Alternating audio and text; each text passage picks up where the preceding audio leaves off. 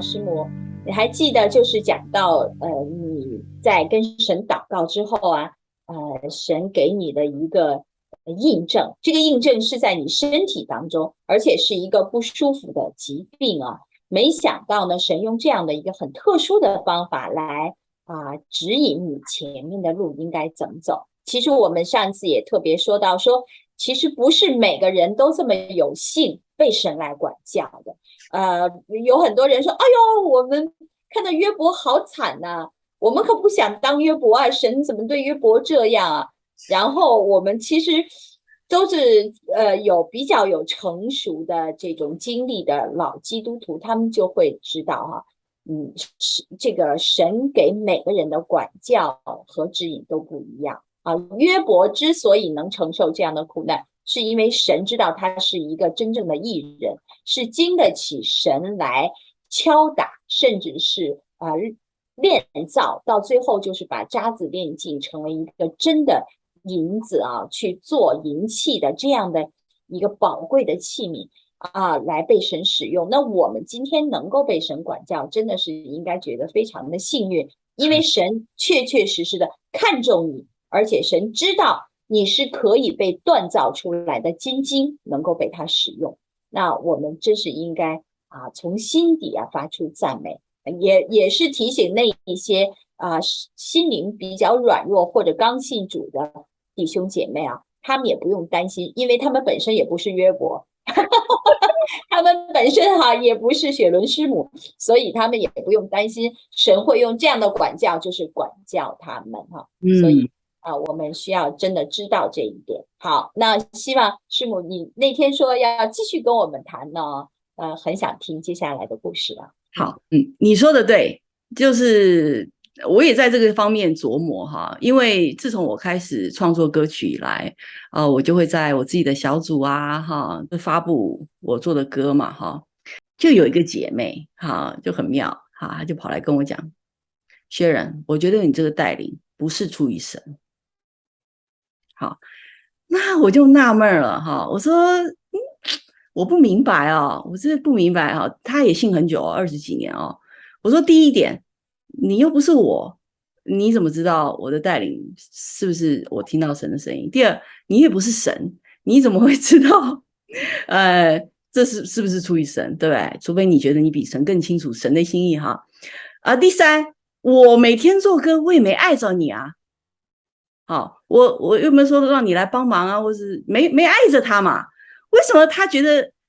他可以，他不觉得不需要不好听，怎么他放着他可以不听嘛？他为什么一定要跑来我面前告诉我说，我觉得这个不出于神？这个我就纳闷了好久我就问神，我说主为什么呀？我做歌没碍着他呀，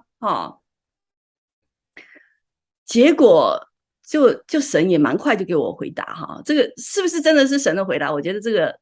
可能也有人不同的看法但是我就说我的领受我觉得神给我一句话，他说很简单，为什么他会这个反应？因为他不愿意，因为他不愿意。好，其实愿意顺服是不容易的。很多人觉得自己信的久我也是个很好的基督徒，我也很顺服但是呢，但是没有比较嘛。好，那我的这个顺服就直直的刺在眼睛里面，就在面前，这一比就很扎眼了，对吧？那我在想就对他而言，他又不能否认说，其实他没有那么顺服，他没有办法面对他这一块。那比较容易的方法呢，就是告诉我说，学人你一定错了，你错了，一定不是出于神，所以就可以不用去看见他自己不愿意的那部分我在想是不是这样，我就非常讶异因为我很惊讶，发现说，原来我的顺服对周遭的人引发出来的效果，不见得是鼓励，反而有可能是压力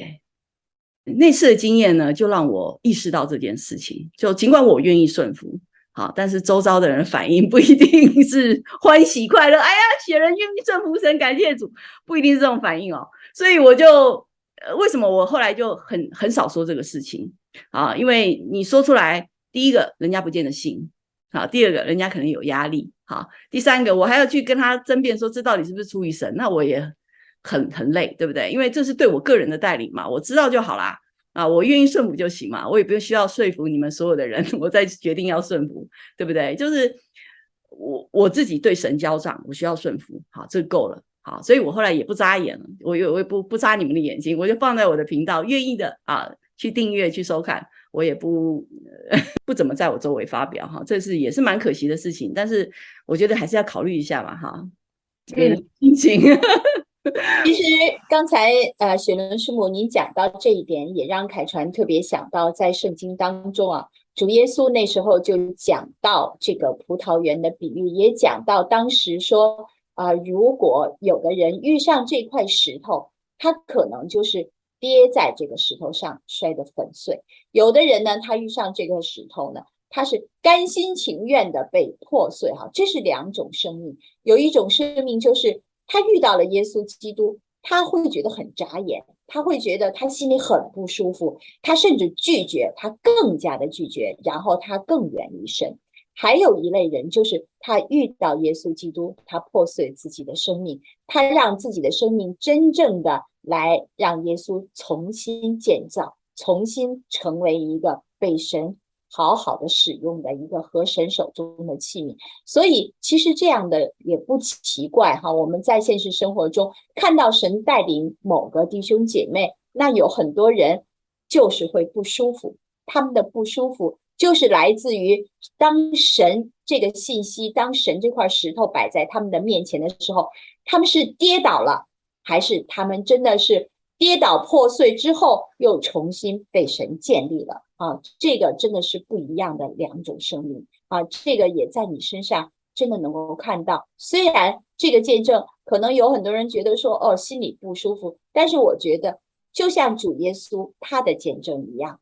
他也让很多的人不舒服，甚至到今天世界上的人还在唾弃他，还在不跟随他啊，但是他也拥有了我们这一群能够忠心服侍他的孩子们，所以我们应该觉得很开心，是吗？